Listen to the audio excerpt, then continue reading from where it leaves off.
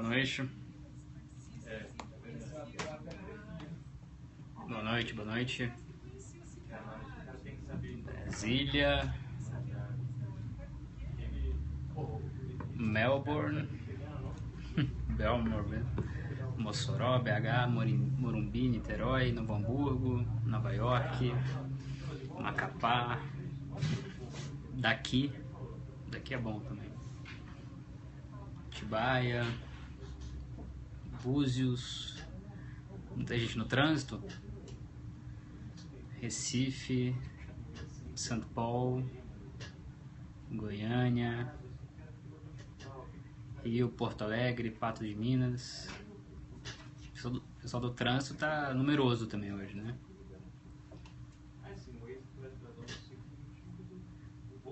Curitiba, Lajeado,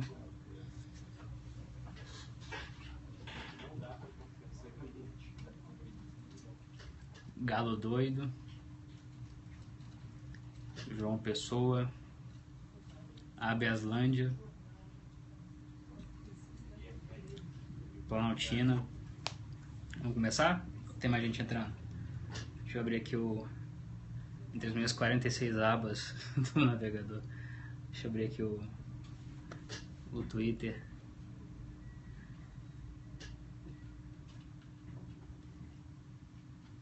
Casa da Dinda. Bom, vamos lá? O seguinte, primeiro que vocês sabem que não tem cascata, né? Então eu não consegui apurar tanto quanto eu gostaria sobre a questão do Ministério da Justiça. Apurei, e a equipe da época está apurando e publicando no site, mas alguns pontos principais e preliminares. Primeiro, né, a preocupação com a Lava Jato ou interferência nas investigações. Eu posso falar com alguma tranquilidade que o risco de haver controle do ministro da Justiça e do governo sobre a Polícia Federal nessa investigação específica e em outras investigações que possam vir é mínimo. É mínimo porque criou-se uma cultura dentro da Polícia Federal e mesmo dentro do Ministério da Justiça de que os delegados conseguem tocar as investigações sem controle dos superiores. Você precisa avisar quando existe um alvo sensível, mas é importante lembrar que os delegados eles não tomam atitudes normalmente, na verdade em quase todos os casos, sem antes passar por um controle judicial, um controle também do próprio Ministério Público Federal. Ou seja, não são pessoas independentes, detetives que estão soltos por aí e que um ministro da Justiça poderia controlar ou não. Na verdade, é essa mentalidade antiquada e sinceramente, divorciada da realidade que permeia os pedidos constantes e insistentes e antigos do ex-presidente Lula e de seus aliados para que o Cardoso controlasse a Polícia Federal, ou que a Polícia Federal não tinha controle. Mas a Polícia Federal não é para ter controle mesmo. E sendo justo, ela não tem, na essência, né, na prática. Se houver algum fato contrário, por favor, estamos com os telefones ligados. Existe um mecanismo institucional que dificulta tremendamente qualquer tipo de ingerência direta. E já existe uma cultura criada nos últimos anos e de uma geração que ocupou cargos importantes na polícia de não aceitar isso. Mesmo que alguém viesse a dizer ou a tentar controlar. Então, por isso que existe alguma tranquilidade, nunca se pode ter certeza absoluta de nada, mas de que a chance é residual. Ou seja, de que, para quem não tem conhecimento de como as coisas funcionam em Brasília, um ministro assuma agora a justiça e ponha-se a opinar ou gerenciar o que quer que seja da operação, no caso da Lava Jato, por exemplo. Você tem uma força-tarefa, tem muitas pessoas envolvidas, então a mínima tentativa de controlar, se informar demasiadamente sobre qualquer fato da operação, vai chegar na imprensa em 25 segundos no máximo. Então, quanto a isso, eu novamente acho muito difícil, e tenho certeza que outras pessoas mais qualificadas do que eu também concordam, porque isso não é nenhum segredo, não é nenhuma análise difícil de ser feita, né? O que nos leva ao segundo ponto. Por que o Cardoso saiu? Né? E já vou para o terceiro ponto, mas por que ele saiu? Na verdade, ele queria sair há muito tempo, não aguentava mais, não aguenta mais o governo. Ser ministro da Justiça é um pipinaço. Você tem na verdade um monte de pastas sobre uma só. Você tem desde a FUNAI, passando pela PF, passando por refugiados, por questões de segurança pública. O desenho institucional do Ministério da Justiça é péssimo. Ele concentra poderes demais numa só mão e atribuições demais, áreas muito amplas. E é um gerenciamento de crise constante, né? Bom, e como todo mundo que trabalha com a presidente Dilma, o Cardoso também não aguentava mais os faniquitos e os problemas constantes, e as ligações da meia-noite e 8 da manhã, de maneira que, como Adams e outros ministros que ainda persistiam, ele quis sair. Dilma não deixou, por lealdade ele fica na AGU, mas é importante saber o seguinte: ele sai, e isso é algo que eu acho que pouca gente está falando, se eu não estiver enganado. Ele não sai no momento em que o substituto pode controlar as investigações da Lava Jato quando estão chegando no Lula. Ele sai no momento em que as investigações da Lava Jato chegaram no ex-presidente Lula e vão estourar com algum ministro da Justiça. José Eduardo Cardoso não será esse ministro da Justiça. Quem que terá o ônus de aguentar a pressão do PT quando os próximos passos, que vocês sabem quais são, sobrevierem? Não vai ser o José Eduardo Cardoso. Então, porque agora, acho que dá para entender um pouco, né? Porque a gente sabe onde isso vai dar. Então, eu só sugiro um pouco de cautela nessa questão, de que na verdade é bom, muito bom para ele, Cardoso, sair neste momento, e quem assumir o Ministério da Justiça, no caso, esse Dr. Wellington, terá um ônus pesadíssimo. E no terceiro ponto, sobre o Wellington, sabemos muito pouco, além de que ele foi, como revelou com o Expresso, ele foi o terceiro mais votado na lista interna dos promotores na Bahia, mas foi escolhido pelo Jacques Wagner, criou uma relação muito próxima com o Jacques Wagner, como a Coluna Expresso também revelou agora há pouco, talvez. Ele foi indicado pelo Jacques Wagner para um cargo no Supremo, e a Dilma não deu a menor bola, fez bem não dar bola. E é uma figura que não tem, pode ter muitos méritos, terá toda a oportunidade de fazer o trabalho dele, mas certamente não tem tamanho para ocupar o cargo de ministro da Justiça. Certamente não tem. E um dos grandes problemas em relação ao Cardoso e a saída dele postergada durante muito tempo é quem entraria no lugar dele, que não seja um lunático ideológico que acha que pode controlar a PF, que cairia em 24 horas. Não havia um nome, não se encontrava um nome. Por que se chegou a ao nome do Wellington, porque o Jacques Wagner prosperou, ainda não temos apuração que possa explicar isso. Certamente teremos nos próximos dias, e o resto da imprensa também está empenhada e vocês vão ver muitas informações sobre isso. Mas, novamente, quem derruba o ministro da Justiça além do Congresso são delegados. E se houver, repito, qualquer tentativa de, não digo nem controlar, mas de congelar o orçamento, de fazer de maneira sutil algum tipo de mudança na Lava Jato, o ministro vai ser fritado em 3 segundos. Né? Esse é o ponto. Então, o que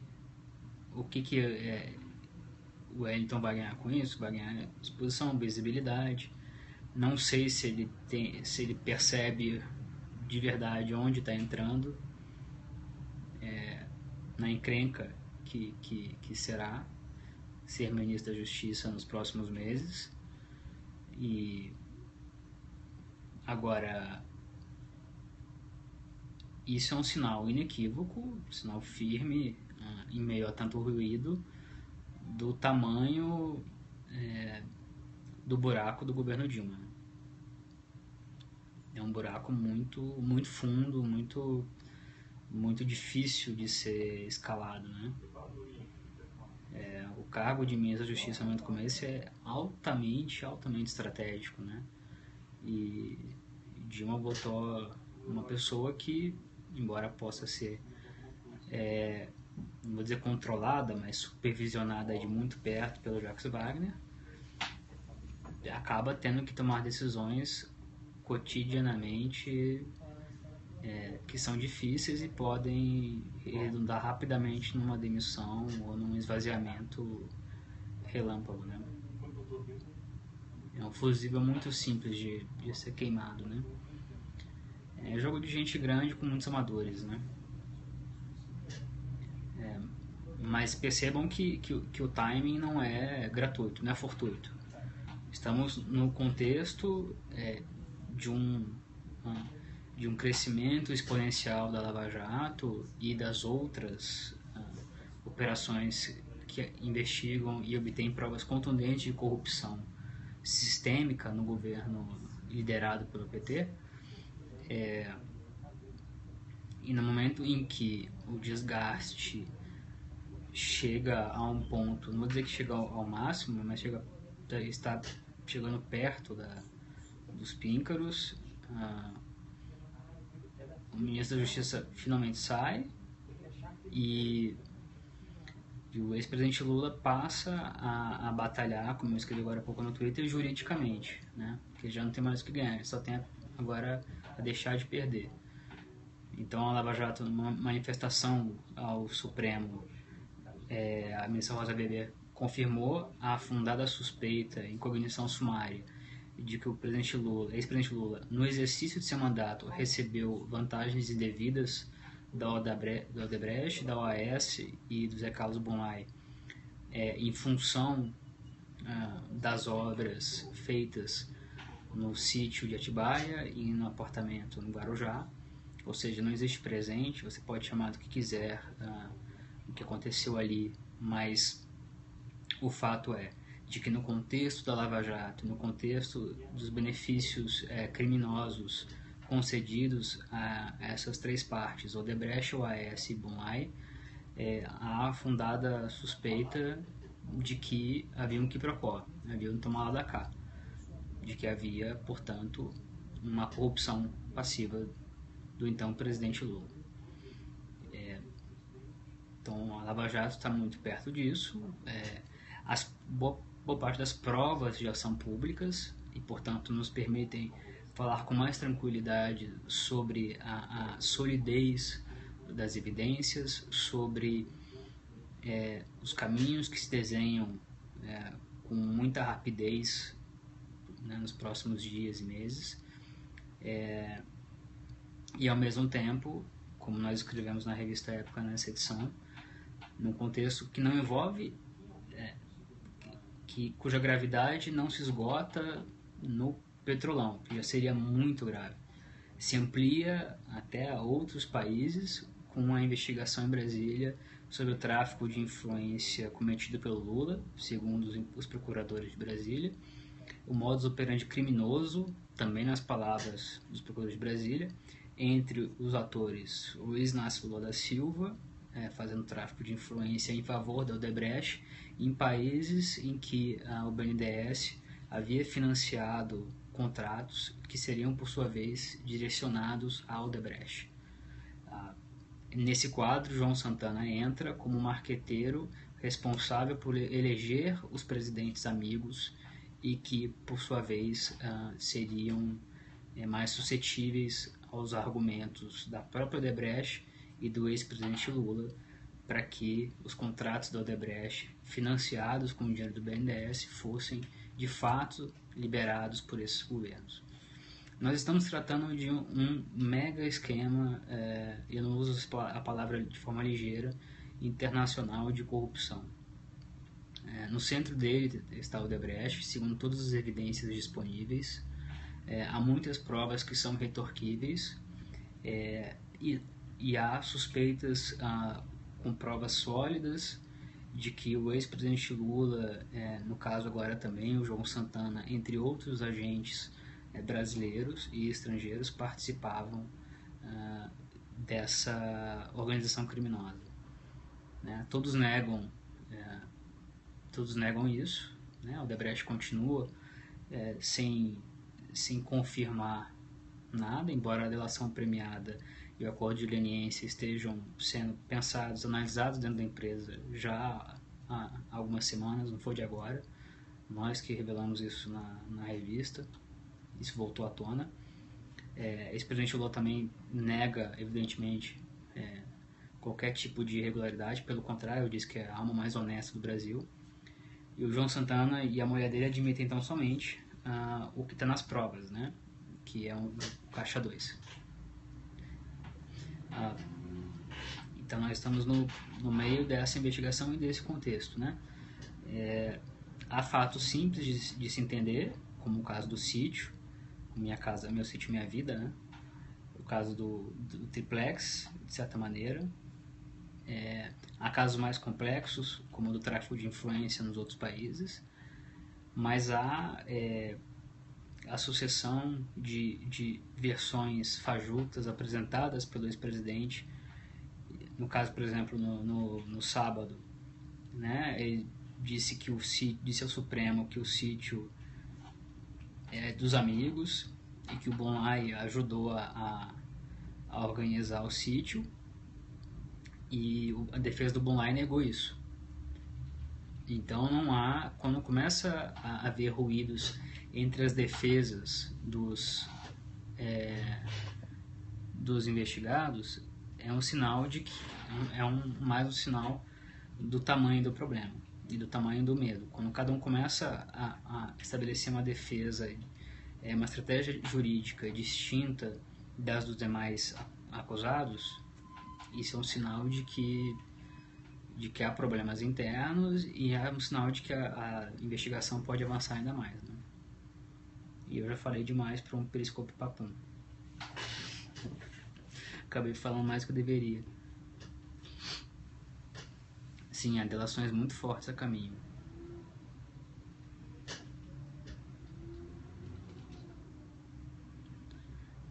Mas fiquem de olho, fiquem atentos ao noticiário, a esse momento do país, que vai ser muito interessante de observar nas próximas semanas.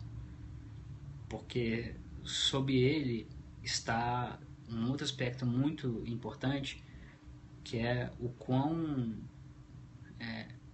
isonômico é nosso sistema criminal. É importante sempre frisar o óbvio. O ex-presidente Lula é ex-presidente, ele não tem foro privilegiado, ele é um cidadão comum,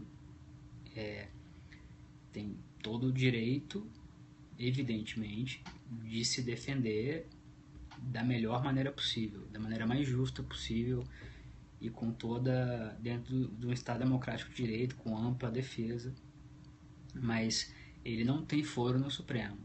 E os advogados dele, de forma muito ladina, muito inteligente, estão tentando levar ao Supremo o pepino político, transformar o imbróglio jurídico num pepino jurídico, pepino político, confundir as metáforas, mas ao levar ao Supremo, você na verdade está tentando ganhar tempo, porque num cenário hipotético de que a Lava Jato fizesse algum movimento, ou o Ministério Público de São Paulo fizesse algum movimento, em tese a questão jurídica está em andamento no Supremo. Você estaria se atropelando o Supremo. Então, por isso que é importante haver uma decisão logo no Supremo, da ministra Rosa Weber, para que não reste nenhuma insegurança jurídica e nenhuma malandragem política por trás dela, né? Para que fique claro que ele sim pode ser investigado como qualquer outro ex-presidente, como qualquer pessoa, qualquer um de nós, né? E que o foro é onde os crimes estiverem sendo investigados, né? Não necessariamente onde ele residir. Então, crimes do Petrolão estão sendo investigados em Curitiba. O AS, o Debrecht, Bonlai, o esquema na Petrobras está sendo investigado lá. Por conexão, continência, se alguém surge nessa investigação, como já surgiram dezenas, esse alguém é investigado em Curitiba. Por que seria diferente com o ex-presidente Lula? Esse é um aspecto do nosso Estado Democrático de Direito que vai ser interessante observar, né? Ele não é mais igual do que os outros. Ou é? Nem para se exagerar e nem para se diminuir, né? E já disse, como vocês viram, que não vai depor no Ministério Público Estadual, né? Ou seja, vai ser complicado, né? Vai ser complicado. O desgaste político por causa das chicanas jurídicas tem a impressão de que ele vai ser significativo. Vamos observar nos próximos dias. Quer dizer, chicana jurídica da perspectiva de quem está interessado nos fatos, como eu, ou como outros jornalistas, né? Da perspectiva da defesa, são pedidos legítimos, que estão dentro da lei, e os advogados têm todo o direito de buscar os caminhos da lei para proteger seu cliente. Claro, né?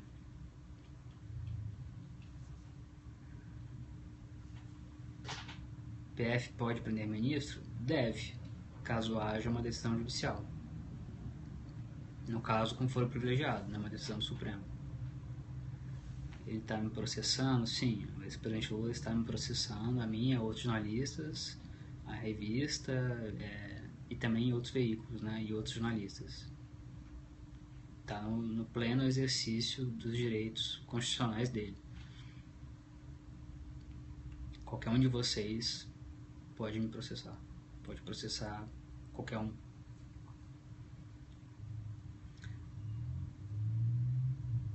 Se ele não depuser, é preciso ver qual vai ser a decisão do TJ, né? Porque ele entrou com um pedido, um HC preventivo. Se o HC for deferido, ele está coberto pela lei, pela justiça e não precisa depor. Aí cabe ao Ministério Público recorrer dessa decisão e tentar derrubá-la para que ele seja ouvido. Como eu falei no Twitter, escrevi no Twitter, a questão é jurídica agora, né? Vai ser uma batalha constante para que ele possa ser investigado e do lado dele, dos advogados dele, lutando para que ele não seja investigado, não deponha, enfim, não tem que passar por nenhum constrangimento legal, né? É isso que a gente vai assistir agora em várias frentes. Na verdade já começou isso antes, né? Com o pedido de para que o conselheiro saísse do caso. Isso é uma etapa mais grave de um processo que já vem se desenrolando, né? Sim, isso desgasta politicamente, eu acho que isso é inequívoco, mas o protege juridicamente. Como eu disse, o jogo agora é outro. A batalha agora é em outro campo. Agora não é para ganhar, é para deixar de perder, ou perder menos.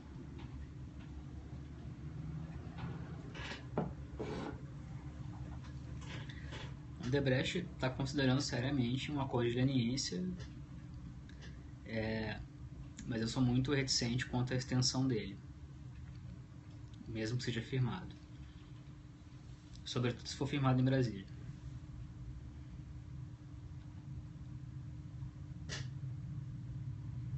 O BNDES está sob investigação, a CPI não deu em nada, como todas as CPIs dos últimos anos, mas está sob investigação dos procuradores da República em Brasília, no caso do tráfico de influência do ex-presidente Lula.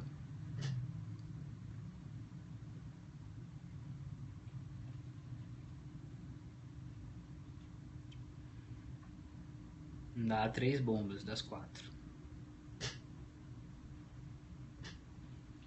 Não tenho informação sobre Emílio Odebrecht, a não ser a informação que eu publiquei, e a autoria foi minha mesmo, quando o Marcelo Odebrecht foi preso, de que o próprio Emílio Odebrecht disse a interlocutores no governo que, ao lado do filho inclusive, que derrubaria a República, né? Se o filho fosse preso. Não cumpriu a ameaça, por enquanto, mas Emílio Odebrecht é um empresário muito arrojado, que talvez não esteja percebendo somente agora, segundo interlocutores, que de fato o jogo mudou, o Brasil mudou para pessoas como ele. TSE nós podemos falar depois, acho que fica um pouco off-topic.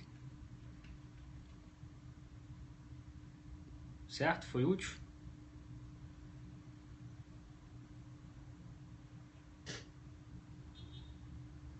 Útil ou inútil? O pessoal sempre lembra do que é importante, né? HK na sua devida hora. Lembrando algumas coisas importantes. Primeiro, que o horário agora é às 20 horas. Segundo, que eu continuo com algum atraso botando no YouTube a íntegra, né? Desses vídeos. E terceiro, já comecei a semana meio bichado. Esqueci agora o terceiro. Esse é bom de fazer ao vivo, né? Acho que é isso, né, gente? Só friso, fiquem atentos ao site da revista, às redes sociais da revista, porque nós estamos muito em cima de tudo que está acontecendo e de fatos novos, reportagens exclusivas, informações antecipadas. Então, fiquem atentos. Não vai ser perda de tempo, não. Tá bom? Já é? Obrigado, gente. Falamos amanhã ou em breve. Tchau, tchau.